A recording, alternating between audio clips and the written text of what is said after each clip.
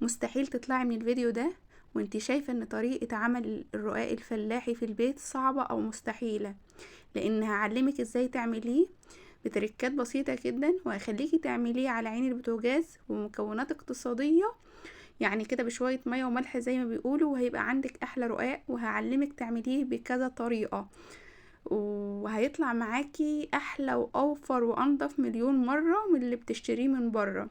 هقولك ايه الدقيق اللي ينفع فيه وايه مقاديره، وينفع تعمليه بسمنة او بزيت، وايه البدايل، وكل ده هشرحهولك في الفيديو. بس في البداية صلي على النبي، ولو ما انتش مشتركة في القناة اشتركي فيها وفعلي زر الجرس عشان يصلك كل جديد. في البداية كده عندي كيلو من الدقيق، هنزل عليه بمعلقة صغيرة من الملح، تمام كده. والكيلو الدقيق عندي بياخد 2.5 كوباية من المية. حطي 2 كوباية وسيبي النص لحد ما تعجني وتشوفي نوع الدقيق معاكي بياخد مية كتيرة ولا لا. انا 2 كوباية المية هما بنزل بيهم ايه واحدة واحدة، مش هنزل بيهم كلهم، وهبدأ ايه اشرب العجين بتاعي بايديا زي ما انتي شايفة كده. كمان عندي هنا كوب الا ربع من اللبن الرايب، وده ممكن تستغني عنه، يعني ممكن تعملي الوصفة ديت بمية وملح وزيت او سمنه. هقولك ايه البدايل وازاي تعمليه. نزلت بكوبايه من الميه عليها كوبايه الا ربع من الايه من اللبن الرايب زي ما انتي شايفه كده، وهسيب الباقي لحد ما الم العجينه بتاعتي واشوف هتاخد قد ايه معايا. هي طبعا بدأت ألمها اهو. تعالي بقى ايه على المادة الدهنية، انا هستخدم زيت. هو الافضل في الوصفة دي انك تستخدمي سمنة، بس انا بصراحة بشوف انا مستخدمة سمنة على زيت، بشوف ان الاتنين مع بعض بيخلوا الرقاق الفلاحي طري جدا، خصوصا ان الزيت بيخليه طري كده. السمنة ممكن تنشفه معاكي بعد ما يطلع من الفرن، فاستخدمي ايه السمنة ايه على زيت. خلاص نزلت بالكوبايه الا ربع سمنه على زيت معايا كده. هبدا ايه الم العجينه بتاعتي بالطريقه ديت، ومش هحط ميه تانية الا لما اشوف الماده الدهنيه ديت هتلم معايا باقي الدقيق ولا لا. اول ما بعجنها كده بتبدا تتفتت زي ما انت كده، اول ما بتنزلي بالايه بالزيت ما تقلقيش خالص، هتبدا تتلم معاكي تاني، تتعجني كده وتبدا ايه تتلم وياكي تاني.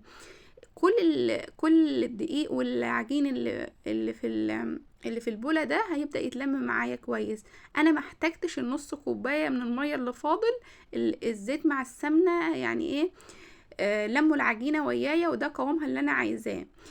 هاجي بقى ايه، هي بتبقى عجينه لا يعني لا طريه قوي ولا يعني مش بتلزق ومش قاسيه قوي عشان يطلع معاكي طري.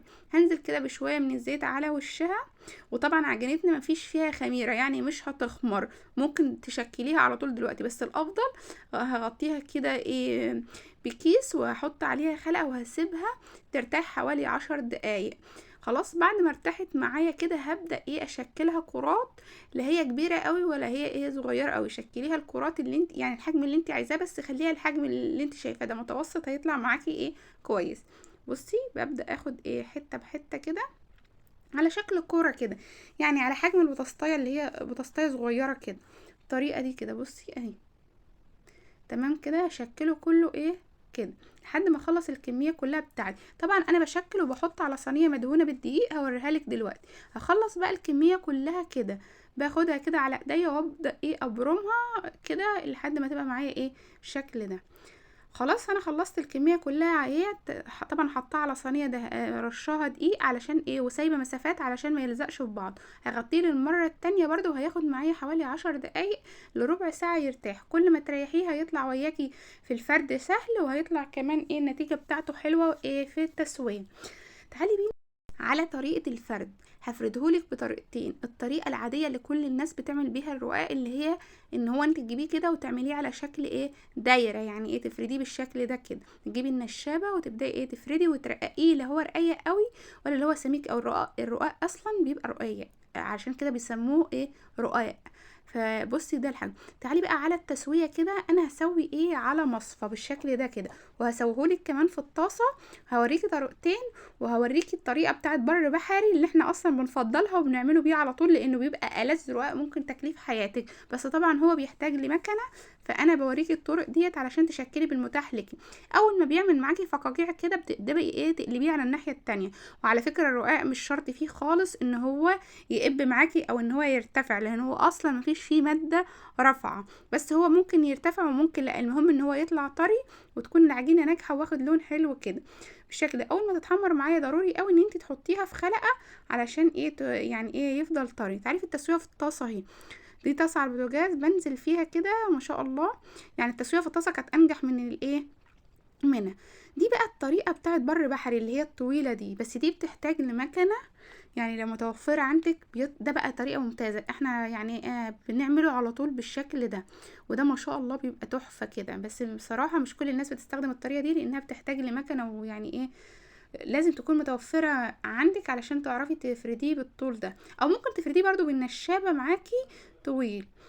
بس مش هيبقى اسهل حاجة يعني. شوفي طري ازاي.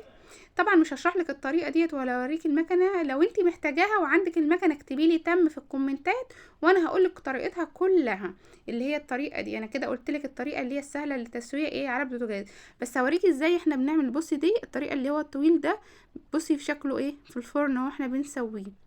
بصي انا خدت لقطه بس كده علشان ما اطولش الفيديو، وعشان عارفه ان الطريقه ديت مش عند كل الناس. بنحطه كده على حاجه اسمها مطرحه كده وندخله ايه الفرن وبنفرده بالمكنه. دي طعمه بيكون تحفة. بس يعني انا غابزة الكمية كلها بيها، انا عملت بس رغيف من اللي هو على الطاسة ورغيف على المصفى علشان دي الطريقة اللي متاحة عندك في البيت. وبس كده هيكون عندك اسهل واطعم رقاق فلاحي. استخدميه بقى في صواني، تستخدميه في رقاق باللحمة، اي حاجة بقى.